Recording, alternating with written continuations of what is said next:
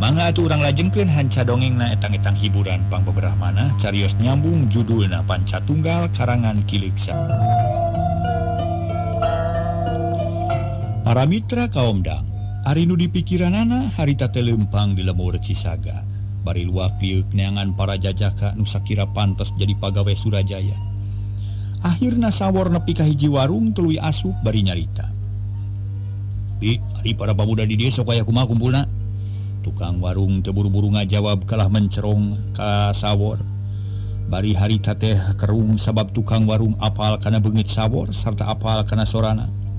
Ai ayeuna kalah ka ngahulang bi. Aya naon dina beungit kuring ha? Ih lain kitu ujang bibi teh asa inget ka putra Sugala nu ical sabatara taun ka tukang. Ari ayeuna bet kasumpingan ku ujang rupina Mas Sami. Rupi ujang saha jenengan? Cek tukang warung malik nanya. Ngaran kuring sawor nu memang anak abah. Oh, itu jang sawor. Nu laras ujang.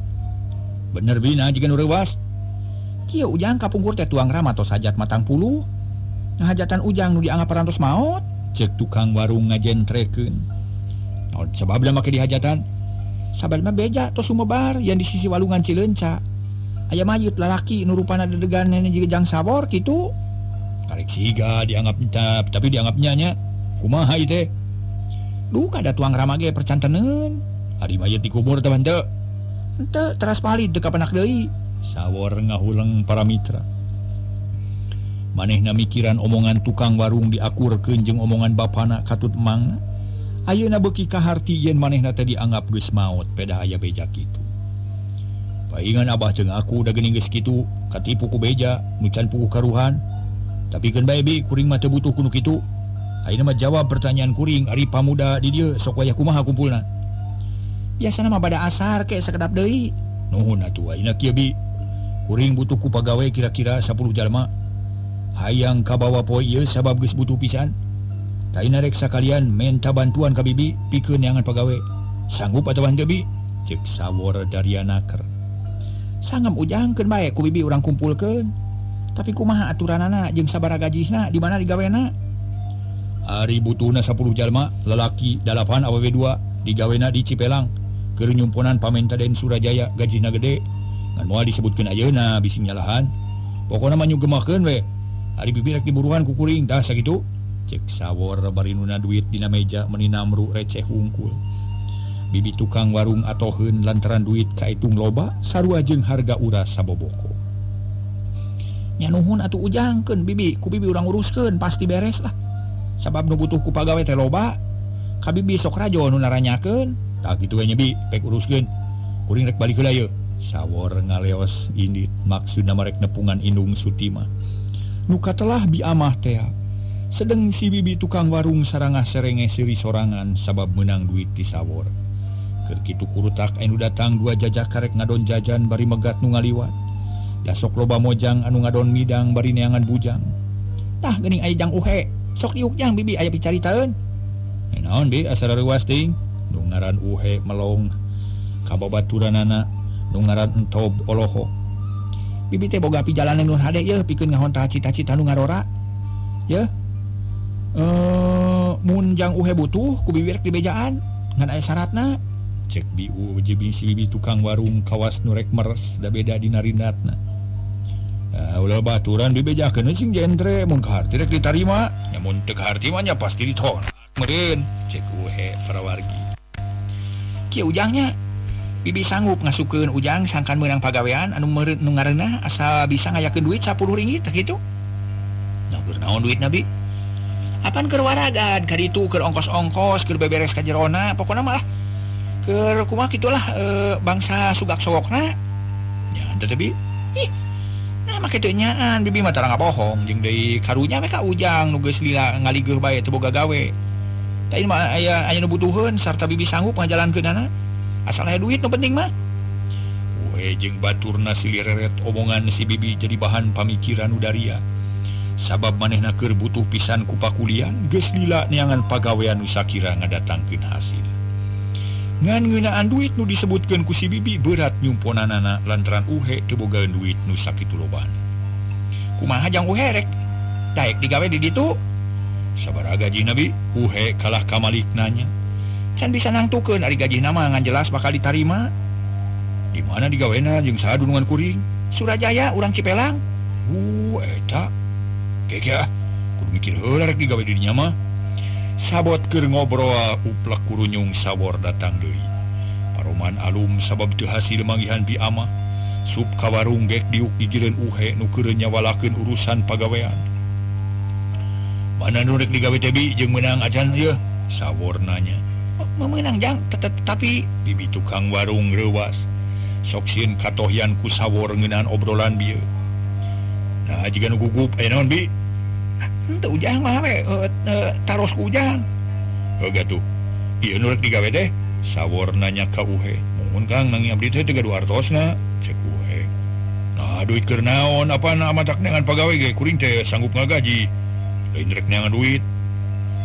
Sawor heraneun terus ngareret ka si bibi. Nu direret beureum beungeutna. Janten teh geudang wartosnya Kang. Uhe atoheun. Henteu asal daek we digawena. Sarta kudu daek cicing di ditu lantaran sawaktu-waktu kudu milu dagang jeung nulungan ka kota. Apa kitu mah daek lah. Cek uhe giatna keren. Abdi ge daek da puguh butuh ku pakulian. Top tempas ukur atuh ari kitu mah jig deangan batur dalapan deui. Awewe duaan nu meujeuhna sarta keur bisa digawe. Ngarah teh sing ngawara babakuna mah. Mangga Kang. Uhe jeung entob para wargi haripeutna keur leos ini trek nepungan babaturanana. Nu butuheun ku pagawean ari sawor ngadagoan di warung bari ngopi. Ngobrol jeung si bibi nu katara bangun era asa boga dosa. Gancangna carita sawor geus hasil meunang pagawe 10 jalma geus kumpul. Tuluy dibawa ka Cipelang disetorkeun ka Surajaya. Harita teh pagawe anyar dikumpulkeun dibere katerangan ku Surajaya ngeunaan tugas masing-masing. Samemeh ngamimitian digawe kuring salaku dunungan rek ngabejaan ka maraneh. Awewe duaan pasti digawe di dapur ngabulaan dunungan istri. Ari lalaki nu bakal diatur ku sawor sawareh ngurus kuda, sawareh ngurus ingon-ingon, sawareh ngurus balong jeung sawah. Maraneh kudu suhu digawe, kudu tanggung jawab jeung satia ka dunungan. Kuring sanggup ngagaji gede asal sarerea beres, bener-bener satia ka kuring. Cik jawab ku sarerea sanggup henteu? Sarerea ngajawab yen sanggup nyumponan amanat Surajaya. Atuh geus kitu mah tuluy pagawe teu ditempatkeun nurutkeun tugasna masing-masing sarta harita keneh ngamimitian digawe. Gancangna carita sabulan geus kaliwat para pagawe geus kaciri suhudna. Geus katempo kasatiaanana malah mah digawena rajin. Tara melencing jeung elodan estu soson-soson kana pagawean. Di antara pagawe nu 10 aya di antarana nu apal ka Sutima. Malah akhirna mah sarerea ge nyaho yen dunungan awewe teh asal nama urang Cisaga anak Madari. Puguh sarerea beuki suhud lantaran boga rasa yen ngadunungan ka batur salembur. Sugan we ari rajin mah bakal leuwih nyaah, bakal leuwih betah digawena. Dina hiji poe para wargi, Surajaya mere putusan ka Sutimah yen minggu hareup bakal ngalaksanakeun akad nikah. Puguh Sutimah atoheun lantaran niatna bakal laksana. Sanggeus asak badami jeung Surajaya, Sutimah ngadeuketan ka sawor rek aya nu dibadamikeun. Aya naon nyai, baung rusuhna keur? Kitu ceuk sawor bari neuteuk. Kieu Kang, tadi teh Kang Surajaya geus mere putusan yen minggu hareup rek ngalaksanakeun akad nikah. Tak lantaran kitu kuring jadi inget Kak Majeng bapaknya yang ditungkulan ku kolot. Cing kumaha carana sabab Kang Surajaya mah bebeja teh geus ka Kang Surajaya mah bebeja geus teu boga bapa. Gampang atuh bejakeun we amang jeung bibi kitu. Keur ngawalian mahkeun ku akang. Sarua ge meureun kitu. Jawab sawor estu sanggeunahna naker hayang bener ceuk sorangan. Tapi kumaha mun emah jeung bapa teu percayaeun sabab ceuk akang ge urang teh geus dianggap maot. Kumaha lamun geus kieu? Apa serahkeun ka akang. Urusan eta mah henteng. Mang Madari jeung Bi Ama sina ka dieu ku akang rek ditepungkeun jeung Surajaya. Ya eta teh pamanyai. Pek atuh jalankeun kuring mah tarima beres we. Tapi kuring aya tanyakeunun kudu kumaha mun geus laksana kawin. Laksanakeun we sakabeh ka hayang. Menta ka Surajaya sangkan ngabuktikeun ka nyaahna. Mun Surajaya teu nyumponan ka nyaah nyai, hartina cinta teh bohong. Mun geus ka nyahoan mah urang rebut we harta bandana kabeh. Kis Kang mah kasar teuing ulah kitu Kang ah. Mending oge neangan jalan sejen kumaha carana sangkan cita-cita ka hontal. Cek Sutimah lebareun ari kudu make jalan kasar mah. Sababnya nya bogohna ka Surajaya mung kaleungitan deui. Nyari geus laksana jadi pamajikan mah yang naon-naon ge PKR ada moal aya nu halangan. Najan rek nyieun nagara ge aya salahna. Ngadenge omongan kitu pikiran Suti mah ngadak-ngadak ngajol bet hayang nu lain-lain. Pikiran ngadak-ngadak ngablesat kanu jauh, kanu can kungsi ka sawang ti anggalna. Suti mah hayang jadi prameswari raja, hayang boga emban nu loba, hayang boga karaton jeung nagara, hayang disemah ku abdi-abdi, hayang diugung-ugung ku rahayat. Nyeh seri sorangan terus neuteup ka sawor. Kang, mun geus laksana jadi pamijikan Surajaya nya, kuring mah yang jadi ratu lah. Lemur Cipelang urang robah jadi kerajaan, rakyat kudu talu ka kuring, tanah-tanah rek dibeuli kabeh, sarta aya dina kakawasaan kuring. Di ditu rek melak tangkat saringin, di ditu nyieun karaton, di ditu urang nyieun alun-alun. Kang Surajaya di raja, kuring jadi permaiswari. Ari akang jadi patih, si Ruhadi jadi mantri. Bagja jika natanya Kang, da moal bisa moal mun hayang kitu Kang. Nah, cekolot ge lamun kayang tentu bareng. Munnya boga pikiran kitu urang cobaan we laksanakeun. Ngan kudu wani perang sabab urang Cipelang tangtu moal cicingeun. Marenehna bakal barontak ngalawan. Cek sawor milu ngahatean. Ari urusan perang mah gampang Kang lah teu kudu dipikir silo. Akang rek dijieun senapati, rek dijieun kapala hulu balang, rek dijieun tameng dada, rek dijieun benteng nagara anyar. Mun aya musuh nu kuat, kuring nu moal cicingeun, tangtu ilmu diketerukeun kabeh. Sawor seuri. Pikiranna kabawa ku lamunan Suti mah nu sakitu pulukna. Duanana geus jadi korban kasarakahan, geus kabawa ku sakaba-kaba, poho kana ugeran hirup. Teu apa kana jalan nu bener jeung lempeng, sabab hirupna dikadalikeun ku hawa nafsu. Sanggeus parat badami Suti mah asup deui ka imah nepungan Surajaya nu keur ngabaheuhai bari udud. Pipikiran asa tentrem sabab asa rek manggih lalakon anyar nu leuwih ngeunah bata nu enggeus-enggeus. Satuluyna Suti mah jeung Surajaya ngabadamikeun deui urusan kawin, ngatur-ngatur biaya jeung sagala rupana. Teu matak susah atawa bingung sabab duit loba bana teu kurang, kari metakeun kari migawe. Atuh geus puguh kitu mah poe eta keneh sawor diparentah pikeun sasadiaan ngayakeun barang-barang nu dibutuhkeun keur kawinan teh. Cunduk kana waktuna datang kana mangsana, nitih wanci nu mustari nincak mangsa nu sampurna. Rencana Surajaya nu geus dipararancang ti anggalna laksana. Surajaya dikawinkeun ka Suti mah ngahajadi reah-reah nangap rupa-rupa karasmenan. Dina poean kawin madari jeung biamah datang kitu deui sugala.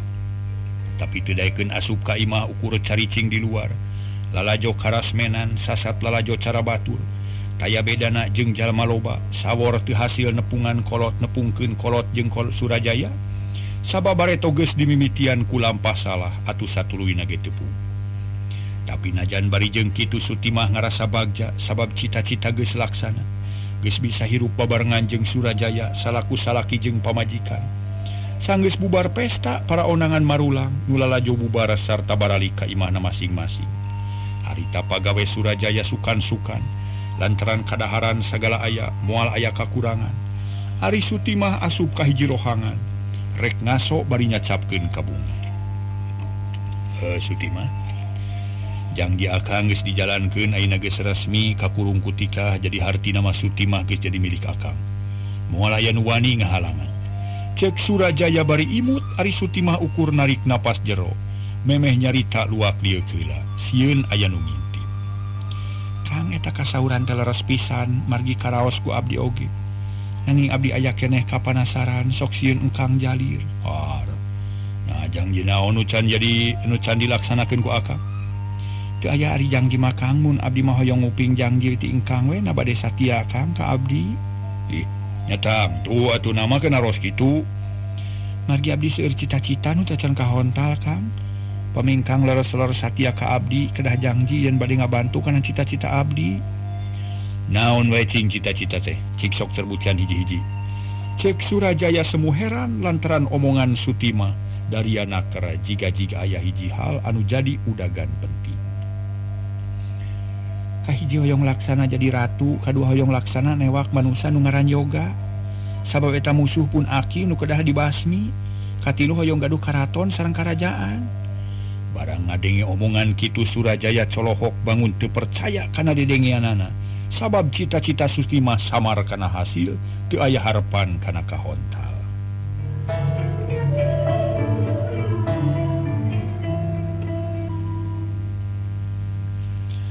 Para mitra kaum dangu nu sami-sami ngabandungan di acara. Harita para wargi sadaya memang Sutimah boga cita-cita nu luar biasa pulukna. Cita-cita nu kitu mah sarua jeung lamunan nu can puguh karuhan, taya bedana jeung nu ngimpi bari teu sare. Kumaha Kang? Lah, puguh mata kagetna asal huta teuing cita-cita teh. Henteu Kang, sabab sadaya ge tiasa we kajantenan asal urang leres-leres aya kahayang sarta daek ikhtiarna. Contona kumaha? Kieu Kang upami palai kagungan karaton sareng karajaan engkang kedah meseran tanah sing seueur. Mun perlu mah lemur ci langkap ge peser we sadayana. Mun lemur ci pelang di dieu pamitos janten milik engkang, teras adegan karaton adegeun lajeng ngadamel ulun-ulu alun-alun sing lega. Tos upami kitu mah hartosna mah tos janten karajaan, janten urang janten raja sareng ratu. Cek Sutimah estu capitangna keur capetang kawas geus meunang ngapalkeun. Is, teu bisa atuh sabab nu jadi raja teh teu gampang. Cuma boga tanah lega jeung karaton ari teu boga rakyat mah. Taneangan rakyatna nu hese. Pajengkeun abdi sabab disangep meluk-nalukeun manusia nu di urang dieu. Singsa nu geus taluk kudu ulun ku maula ka urang. Mun teu taluk urang panyara, kitu we carana mah. Sutimah beuki wani. Sabab boga angkeuhan pedah dirina ngagem rupa-rupa ilmu kasakten. Harita Surajaya ngahulang asa percaya asa henteu kana omongan pamajikanana. Sedeng Sutimah harita terus ngolo-ngolo ka Surajaya sangkan nyaluyuan kana rencana jeung kahayangna. Nu akhirna Surajaya kasedekeun teu debat, teu bisa ngadebat deui. Ayeuna Kang kedah janji bade ngabantu atawa moal? Heug akang rek ngabantu. Ngan lamun gagal akang mah teu tanggung jawab sabab kabisa akang ngan dagang di lain perang. Kawajiban Kang mah lain perang tapi kudu nya tujuan kana sakabeh rencana abdi. Keun urusan waksi yoga mah bagian abdi sarta bakal dibantu ku Kang Sawor jeung Kang Ruhadi. Kitu di urusan nalukeun urang lemur eta ge bagian abdi. Kang mah salah satuju we kana naon-naon nu bakal dijalankeun ku abdi. Kumaha sanggem Kang? Sanggup. Jawab Surajaya setengah kapaksa sabab ari hatena mah teu panuju da puguh teu ka rong bakal pihasil. Mun ari kitu mah tukang ngawitan minggu payunya, Kang kedah ngaluarkeun artos sacekapna kanggo meser tanah urang mayunkeun ngadamel alun-alun. Surajaya teu nema dina sawangan geus kasawang duit modal beak dipake meulian tanah. Mangkaning loba keneh hutang bayareun ditambah ku biaya hajat anu kudu diganti. Ulah salempang Kang perkawis biasa mah anu biaya mah salajengna mah gampil. Komun tos laksana janten raja sareng ratu mah kedah marentah kasakumna rakyat kahoyong naon ge moal burung kacumponan. Harita Surajaya kapaksa nyaluyuan ka sakabeh omongan Sutimah. Nu satuluyna badami dianggap rengsek, Sutimah geus hasil ngerehkeun Surajaya. Hari sarujeun Surajaya jiga nu kalengitan pikiran sehat. Sabab teu bisa ngalawan estu nurut kawas munding anu diteno. Saminggu ti harita lemur cipelang gujrud lantaran Surajaya ngamimitian meulian tanah sasat maksa ka urang dinya. Tunggu we para mitra loba nu amahkeun. Malah teu saeutik nu wani ngadalak ka Surajaya, tapi sakurna datang ka imah taya nu mangga pulia. Kabeh kudu ngaku kana kapinteran Sutimah dina waktu harita. Dina waktu saminggu geus hektaran tanah nu dibeuli kalayan paksa kuno bogana ukur nyesakeun nu keur dicicingan. Lila-lila yen wani lapor ka sesepuh lemur nya tanah katua kampung. Puguh tua kampung reuwasin lantaran ngadenge rakyat dipaksa dibeuli tanahna ku Surajaya. Dina hiji poe tua kampung ngahaja datang ka imah Surajaya rek ngabadamikeun urusan tanah. Kasampak Surajaya keur badami jeung Sutimah sabab geus ngadenge beja yen tua kampung rek datang. Wilujeng sumping patua mangalingi, cek Sutimah atuh gek tua kampung diu. Memeh nyari tararat-reret heula kawas aya nu ditaeteangan. Aden, mang teh ngahaja ka dieu teh aya nu bade ditaroskeun ieu teh. Ulah jeung Kang Surajaya jeung kuring we patua, cek Nyi Sutimah miheulaan ngomong atuh tua kampung kapaksa nurut. Sawiyo sareng Nyai oge da sami bae kieu Nyai mang teh. Bade naroskeun urusan tanah. Naleres Nyai teh maksa meulian tanah ka rakyat mang, cek tua kampung togmol. Kawas nu hayang tereh rengse. Nyapa kuring maksa meulian tanah sabab ngadaguan nu sadar mah eueuh. Sedeng kuring geus butuh pisan ku tanah rek nyieun karaton jeung alun-alun. Amuing Nah lahuta teuing kalakuan teh Nyai. Ante da wajar sakituma naon salah namun hayang ngadegeun kerajaan di dieu sanurek wani ngahalangan. Bo ujug-ujug harengeng we atuh ye. Naon tujuannya teh sanyana asa madak bingung ye teh. Da kakara aya nu boga cita-cita yang ngadegeun kerajaan mah. Munya mah eta kahayang kitu tuh buka leuweung sangat atuh paek adegeun negara anyar di ditu. Ulang ngalidi nu geus aya Nyai. Tua kampung nonjuk ka kidul ka leuweung tutupan. Patua dengekeun ku anjeun lamun anjeun rek ngahalangan kana rencana kuring anjeun moal bisa balik deui rek dipanyara ku kuring sabab di dieu geus sayagi panyara beusi cek Sutimah bari molotot ka tua kampung. Puguh tua kampung mending ngajenghok sabab teu nyangka rek narima jawaban kitu. Keke naonan ieu teh Nyai asa teu kaharti teuing. Ulah yang ngarti da moal kaharti ayeuna mah geura jawab rek ngahalangan atawa moal kana kahayang kuring pok jawab. Tua kampung tengah jawab kala ngahuleng bari mikir sabab geus jelas kalakuan Sutimah lain antep-antep da puguh ngarugikeun karahayat matak cilaka jeung lara balangsa. Tua kampung salaku pimpinan di Cipelang teu tega nempo rahayat nu sangsara akibat dipaksa kudu ngajualan tanah ka Sutimah. Ya patua kala ka ngahuleng ulah lila teuing mikir barina oge bising kuring beak manten kasabaran. Sutimah ngabereg-bereg atuh tua kampung beuki kaget pok ngajawab. Oh Sutimah, mana teh meuni asa kabina-bina teuing meuni ungah adat jeung adigung. Turutan kan Partiwi nu salawasna sopan jeung handap asor. Tara somong jeung adigung komo ari ngarugikeun batur mah cadu. Tapi na ari anjeun bet asa kacida-cida teuing. Tua kampung ngabudalkeun ka keuheulna. Beungeutna beureum sarta huntuna kekerot. Anjeun canyaho ka Sutimahnya, ya aing incu Aki Wanara nu baris nuluykeun tapak lacak anjeunna, bakal ngadegeun kerajaan Wanara, bakal ngagelarkeun deui kamasuran Aki Wanara. Bisi anjeun canyaho, asaan ye? Ngomong kitu Sutimah bari nangtung ngadeuketan tua kampung. Seakna rajaan lir kilat cebet pipi tua kampung ditampili. Kocak tua kampung ngajerit para mitra. Terus ngajungkel bari adu-aduhan pipina nyeri jeung panas. Kakeunaan ku aji semu gunting ti Sutimah tapakna tutung ciga urut kaduru. Udang sia, temongkeun jiba lalaki, pira ku eleh ku awewe, sok udang siapa tua? Tua kampung teu nema deui atsaba boro-boro bisa ngalawan. Ngarasakeun kanyeri ge ampir teu kuat, malah lila-lila mah teu kuat diuk-diuk acan, ngagoler bari humaruru. Aduh, ampun Nyai ampun, mangmu aku mawani ngahalangan kana kahayang Nyai. Mangga we mangga. Cek tua kampung kapaksa nyarita kitu sabab teu kuat nahan kanyeri. Taya daya keur ngalawan rasa watir karayat ngadak-ngadak sirna kalinih ku rasa nyeri. Munya taluk maneh kudu ngawulah ka kami sabab lemur Cipelang rek dijieun nagara, ratuna kami Rajana Surajaya, cek Sutimah. Beuki somong sababnya nya hayang jadi ratu di Cipelang. Ampun Nyai mangga geus kolot. Teu tiasa ngabantu kana kapalai Nyai ari ulun kumawula mah teu sanggup. Ngan janji moal kumawani ngaganggu sakitu we Nyai. Cek tua kampung horeameun ari kudu kumawula mah bising kabawa dosa gede. Teu bisa, sing sanu geus talu ka kami kudu daek teu daek kudu kumawula. Mun teu daek hartina ngajak ngesang jeung kami atawa ngajak pasea ngadu ka sakten bising tua kampung panasaran sok nangtung. Urang ijen jeung kami. Aduh. Ampun Nyai ampun teu wararantun teuing mama. Mun teu wani kudu kumawulah ka kami, sok jawab. Sanggup atawa henteu? Mun teu sanggup, moal bisa balik sia.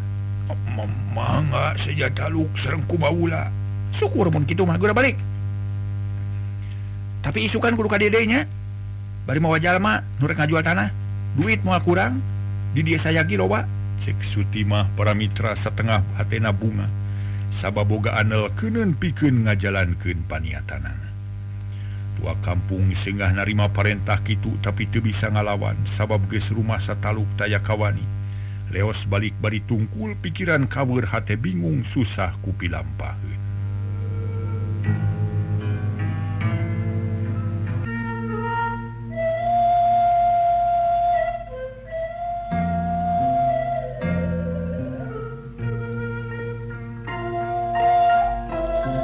Para mitra kaum dangu, Tua kampung sengah narima parentah kitu tapi teu bisa ngalawan sabab geus rumah sataluk taya kawani.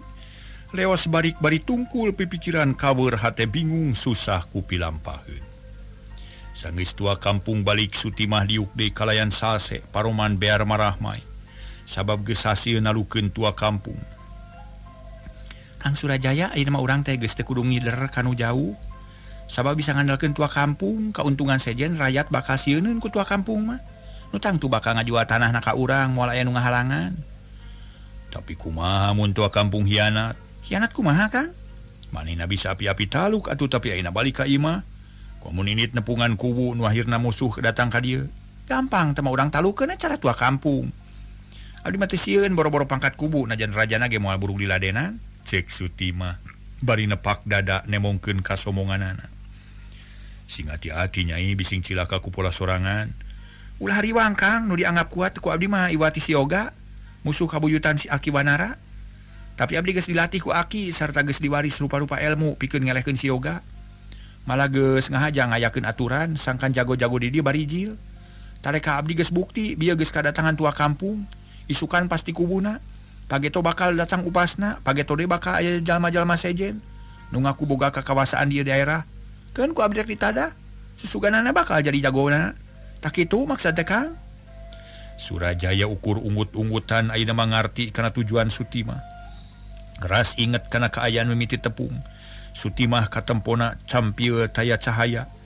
Teu jiga-jiga jago hate Surajaya sok lilir. Aya rasa kaduhung sagede gunung bet ngampihan Sutimah, tapi tara bisa kedal. Lantaran hatena geus kabulen ku pangaruh Sutimah nu kacida kuatna. Geus Kang ulah loba ting mikir ayeuna mah. Mending urang ngasokeun lah da mah aya naon-naon. Tapi kumaha mun duit kakurangan ya Kang bingung ya mangkaning nu dipake mulian tanah teh modal dagang teh. Surajaya ngebrehkeun kasusah hate.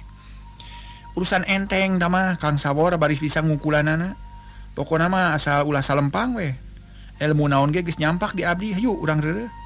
Surajaya eleh deet jung nangtung bangun laliat sup ka kamar. Dituturkeun ku Sutimah brug panto ditutup jep jempe teu kadenge naon-naon. Hari Sawora jeung Ruhadi harita keneh keur meujeuhna meuweuh ku pagawean. Lantaran tanah meunang meulian anyar kudu dicirian watesna.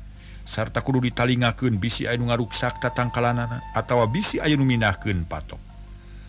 Pagawe ditamahan sabab uruseun beuki ngalobaan Sawor ngarasa bagja. Sabab cita-cita geus laksana meunang tahun-tahun guguru teh teu gaplah. Sabab geus hasil ngawasa Surajaya. Beurang deui peuting deui beak poe jebul minggu tutup minggu datang bulan parat bulan jebul tahun nyerelekna waktu asa teu karasa. Bakat ku betah-betahna hirup di alam dunya. Tapi kitu soteh keur nu hirupna sagala senang. Sagala aya ari keur nu susah mah sabalikna sapoe asa saminggu asa sataun sabulan ge meuni asa sawindu. Kaayaan lemur Cipelang kacida robahna ari sabab rakyat loba anu miskin. Malah teu saeutik nu kaleleban ku barang. Sabab dipaksa dibeli tanahna ku Surajaya. Mun ngalawan disiksa nu lawani lapora ditewakan malah mah tua kampung bareto taluk teh ayeuna mah geus taya di kieuna dipaehan ku Sawor jeung baladna pedah lapor kanu wajib.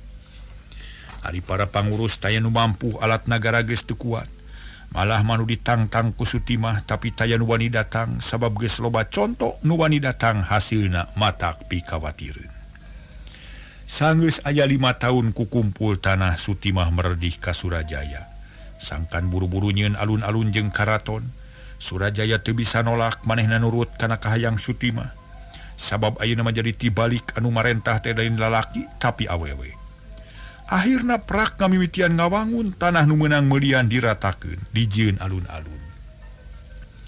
Dibarengan ku ngawangun karaton nu digawena jalma urang Cipelang nu geus jadi miskin digaji leutik pisan. Tapi kapaksa nurut sabab sieun ku ancaman. Dina jero sataun di Cipelang ngadeg kerajaan leutik di Rajaan ku Surajaya patihna Sawor mantrina Ruhadi parameswarina Sutimah.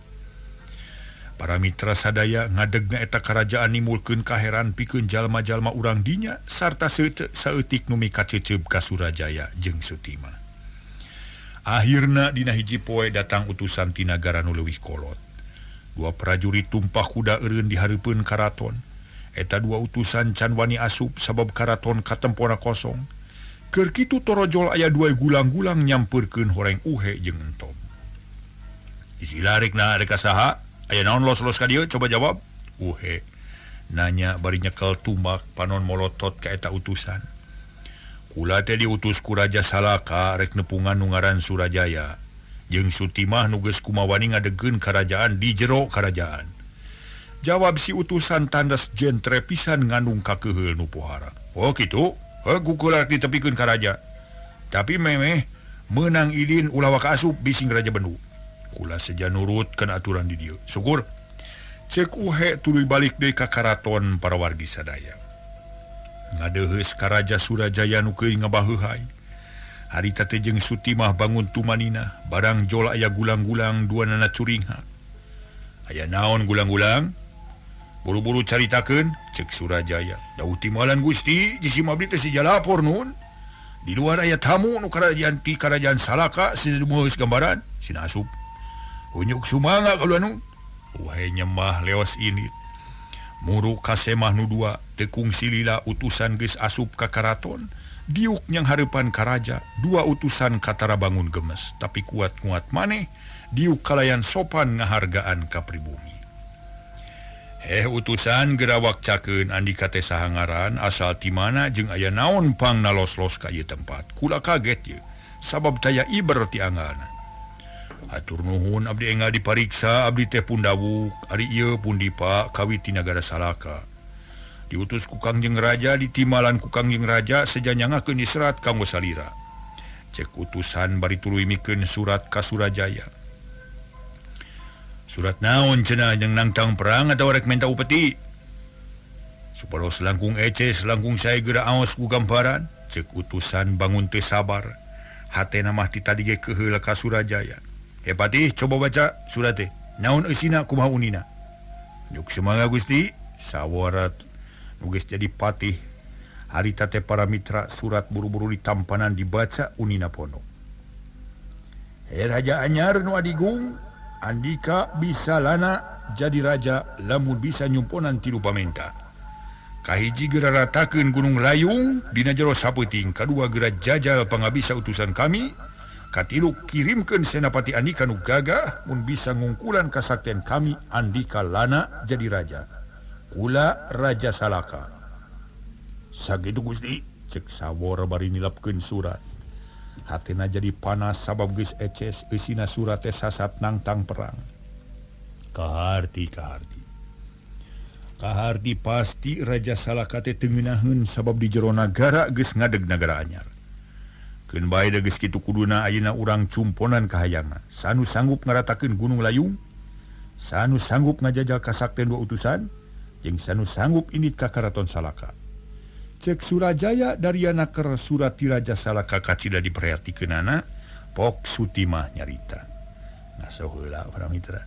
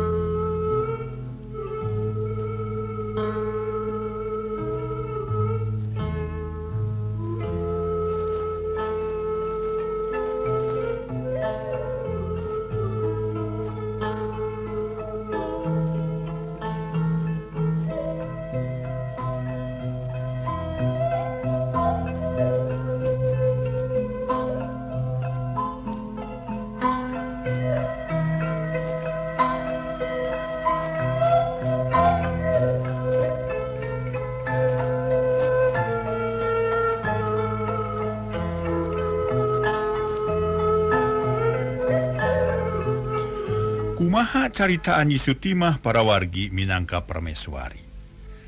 Pikeun ngayonan panangtang geus sadia nu baris ngaratakeun Gunung Layung kuring pribadi nu bakal ngajorag ka Karajaan Salaka Patih nu ngalayanan kasakten ieu utusan mantri.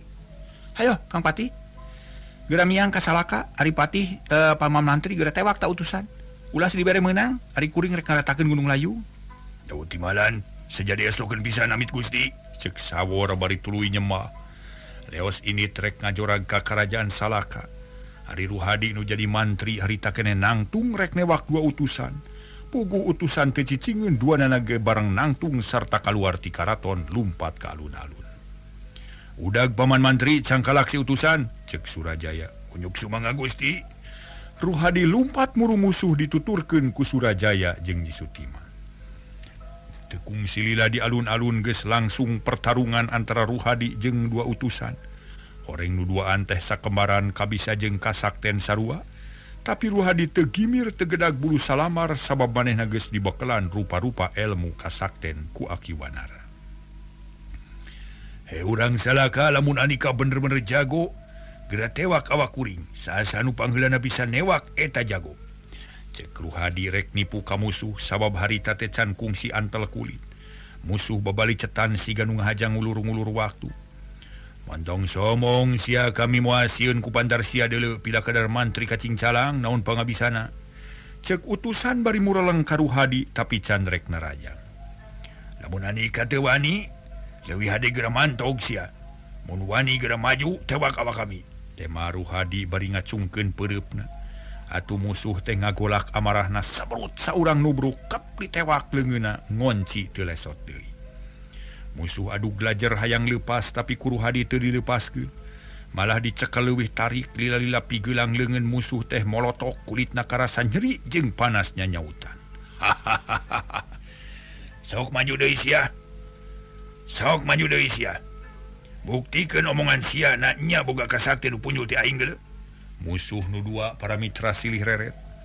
Saurang geus taya wawanen lantaran geus ngarasakeun nyerina pigelang nungan saukur dicekel atuh komo mun ditampiling tangtu beungeutna tutung. He mantri belet tampanan ilmu aing, cek eta utusan bari tuluy ngabijilkeun pecut nu panjangna kira-kira 7 deupa. Tungtungna make bebendul segede peureub seukeut make cucuk ciga pentil kadu. Teu ngomong deui pecut teh para mitra disabatkeun ka Ruhadi. Sorana ngahiung bangbaraan bakat kutari. Tapi Ruhadi waspada manehna luluncatan nyingkahan panarajang musuh bari ngintip babendul pecut anu rek ditewak. Hiu seot rek nyamber kana palipisan kep dek. Waktosna diseep para mitra. Aduh, ieu mah ieu para wargi. Karakep dek gawujeng seep dugi ka dieu heula para mitra carios nyambung judulna Panca Tunggal karangan Ki Leuksa